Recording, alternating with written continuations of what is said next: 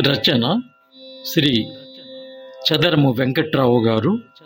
గానం చివటం సుబ్బారావు.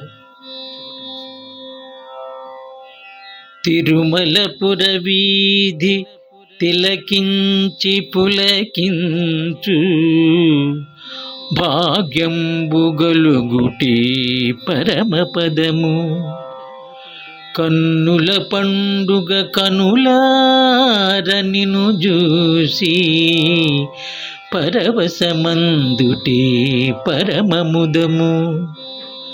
చేతుల నెత్తియు చేసిన దండంబు తొలగించు పాపాలు తొలగుమదము.